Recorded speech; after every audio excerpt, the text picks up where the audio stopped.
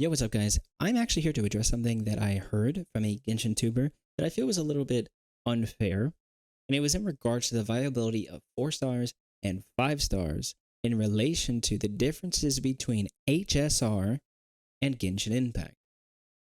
I feel like there was a point to be made somewhere, but I think he completely misses like the whole picture. And I feel like there are a couple things he said that are just way off base. So we're going to go ahead and watch the video before we make any response. I'll let you guys hear what he has to say, and then I will pick apart what I think is wrong and explain why. Impact is better than HSR with 4 stars. In HSR, I really don't have a reason to use any 4 stars over 5 stars, and for the most part, a 5 star is always going to eventually replace a 4 star. Now, you heard, okay, in HSR, he feels no need to use 4 stars because the 4 stars will always eventually be replaced by the 5 stars. Okay. Includes standard ones. In Genshin, we have. I do not think this is a fair statement, right? He says this as a negative to HSR when almost every game eventually outscales their characters, whether they be 4 or 5 stars, right? Now listen to what he has to say about Genshin. The Bennett and Fischl combo, Yujin for any normal attacker like Goimiya, Diona for the shielding and healing utility, Kujosara, Goro, Farazan, Mika, all for elemental specific buffing, Chevreuse for a reaction buff, Yall as the best and probably most versatile Dendro healer, Kukishinobu being a staple of essentially any Hyperbloom team, and so on. Genshin does a good job of making its 4 stars just as viable in most contexts compared to their 5 star, with HSR just only focuses on the 5 star.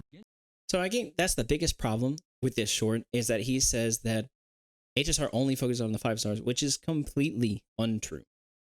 This is like one of those moments where it's like, tell me that you don't play Honkai without telling me that you don't play Honkai. So, and we're going to explain why in just a moment, okay? So if we go to this tier list, right? You see that we have an S plus all the way down to D, right? You also see that we have multiple endgames. We have Memory of Chaos. We have Pure Fiction. We also have sub-in-game stuff like Simulated Universe, Golden Gears, okay? And we have 2 more new in-game modes coming out. Sorry, Genshin, I know you only have 1. So every single character is viable because they have to be made for that one in-game scenario. We have multiple in-games. Just because a character is not good in one section of the game doesn't mean the character won't be good in other sections of the game. You see how this tier list changes, right? You see how characters that are not even an S or S plus tier in Memory of Chaos are now suddenly an S plus tier here. Character that was A tier right here in Pure Fiction is S tier right here. It's a 4 star. Okay? And let me explain another thing to you. Yes, characters do get outgrown. New characters do replace them. But HSR does not have this problem yet. Not in the significant ways that Genshin does. So if we look, for example, let's take a look at Sampo, right? We take a look at Sampo. Sampo is an A tier unit, right? Now we look down at Guinaifen. Guinaifen is a B tier unit, right? Okay. These 2 units, though they are not S tier, they're not S plus tier, okay, have very high viability. You know why? Because for free-to-play players, for example, these characters can clear in-game content even without E6. Honestly, if we're being serious. And then their viability got boosted, not taken away from, when Black Swan came out. Black Swan is another dot character that is enabled by dot characters. These characters actually got a viability boost from this character coming out. This team is a very, very free-to-play friendly team. You've got her. You've got Sampo. You've got Guinaifen. I'm sure that if you wanted to, you could put neutral bleed characters on. Like, I don't know, something like Luca. But the point is that just because 5 stars are coming out, this does not make the 4 stars useless. Look at this character right here. This character came out during the Cienjo patch. She has been out for a while now, and she is still an S+, rivaling, mind you, rivaling these 3 characters who are also 5-star damage dealers. Okay? This character is worse than her. You know why? Because if he gets stunned, the source of his damage does not work. This character is a single target character. As for at this moment in the game, this game is not designed for single target characters.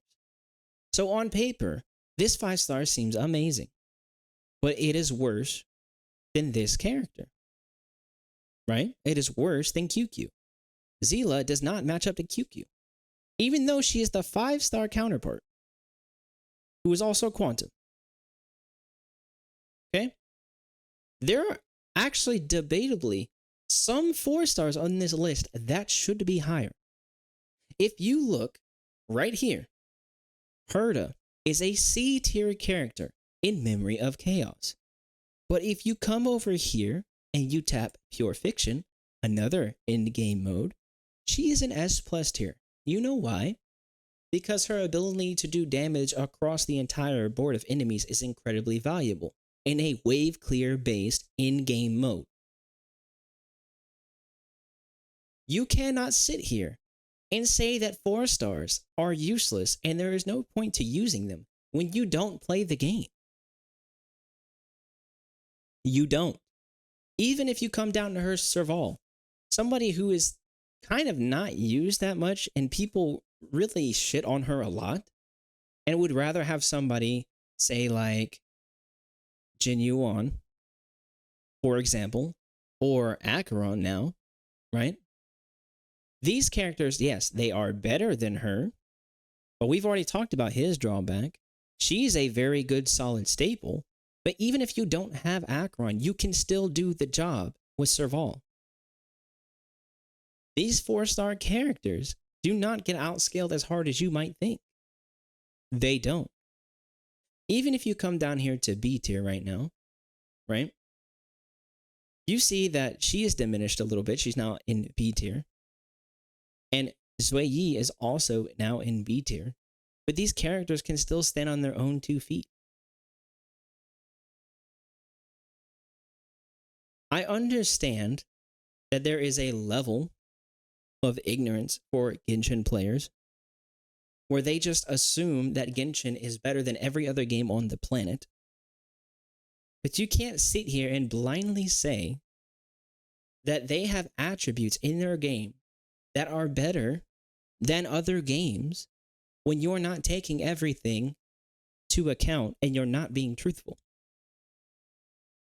The reason why these 4 stars are viable is because Star Rail goes out of their way to make sure their characters are always viable in some degree. That is why we have 2 in-game modes, something Genshin still hasn't gotten in the 4 to 5 years or however long Genshin has been out now. And we are getting 2 more in-game modes in the next coming patches. Please, before you open your mouth about a game you know nothing about, do a little bit more research. I would greatly appreciate that. I would greatly, greatly appreciate that. Thank you.